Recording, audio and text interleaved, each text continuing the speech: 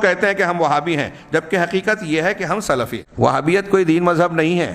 ہاں، اور اگر وہابی کا مطلب یہ ہے کہ وہاب اللہ کا نام ہے، اللہ والے کہنا مقصود ہے تو ٹھیک ہے، ہر مسلمان کو وہابی ہونا چاہیے، اللہ والا ہونا چاہیے، ہاں، لیکن یہ مذہب اور فرقے کے نام پر جو ہندوستان میں انگریزوں نے مشہور کیا، وہاں کے اہل الحدیث کو، یہاں ہم وہ موضوع سے میں ہٹ جاؤں گا، جب انگریزوں کو اس وقت یہ خوف ہوا کہ اس ہندوستان کے اہل الحدیث ہمارے لیے مسئلہ ہیں، اور 1857 میں جو مخالفت کی گئی، جس کو وہ لوگ غدر کا نام دیتے تھے اور تحریک آزادی کہا گیا، اس کی جڑ بنیاد میں کون لوگ ہیں؟ تو ولیم ہنٹر نے جب رپورٹ پیش کی کہ وہابی اہل الحدیث جو ہے وہ ہمارے انگریزی حکومت کے لیے، سامراج کے لیے خطرہ ہیں، تو اس وقت انہوں نے وہابی کا نام دیا مسلمانوں کو بھی بدزن کرنے کے لیے کہ یہ وہابی ہیں، اور وہاں شیخ محمد عبد الوہاب اور ان کی تحریک سے متعلق بہت ساری غلط فہمیاں پھیلائی گئی تھیں، تو اس بنیاد پر لوگ ان سے نفرت کریں، ان کا ساتھ نہ دیں، یہ مقصود تھا ان کا، تو یہ الزامی طور پر انہوں نے نام دیا، اور اسی بنیاد پر شیخ محمد حسین بٹالوی رحمہ اللہ نے کیس دائر کیا عدالت میں انگریزوں کی کہ ہم وہابی نہیں، ہم اہل الحدیث، کیس لڑا۔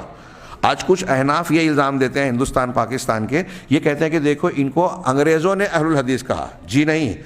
ہم نے یہ دعویٰ کیا تھا کہ ہم وہابی نہیں اہل الحدیث ہیں، اور انگریزی جج نے یہ قبول کیا ثبوتوں کو دیکھ کر کہ ہاں یہ اہل الحدیث ہے، ان کو وہابی نہ کیا۔ کیوں یہ کیس لڑا تھا؟ اس لیے کہ وہابی کہہ کے جو ہے اہل حدیث علماء کو، ڈاکٹر تارا چند کے قول کے مطابق 1 لاکھ علماء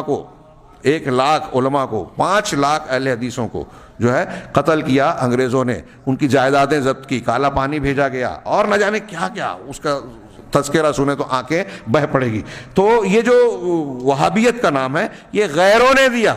اور اسی بنیاد پر گویا یہ تاثر عوام کو دینے کی کوشش کی گئی اہل الحدیث کے بارے میں کہ ارے یہ مملکہ کے لوگ اور یہ اہل الحدیث یہ وہابی ہیں، نئے مذہب کے لوگ ہیں، یہ اللہ کے رسول صلی اللہ علیہ وسلم کی فکر اور اللہ کے رسول صلی اللہ علیہ وسلم کے طریقے اور منہج پر عمل کرنے والے نہیں ہیں۔ یہ اسی کی وضاحت کی جا رہی ہے کہ خود شیخ محمد بن عبد الوہاب کی دعوت جو ہے، ان کی تحریک کوئی نیا مسلک، نیا دین اور نیا طریقہ اصول ہرگز نہیں ہے، بلکہ وہ خود کہتے ہیں کہ ہم اگرچہ حنبلیت کی طرف نسبت رکھتے ہیں، لیکن اگر قرآن و حدیث کے خلاف امام احمد بن حنبل کے خطوط میں، تحریرات میں موجود ہے، اگر کوئی بات امام احمد بن حنبل رحمہ اللہ کی رد ہو جائے تو ہم امام احمد کے قول کو چھوڑیں گے اور جو ہے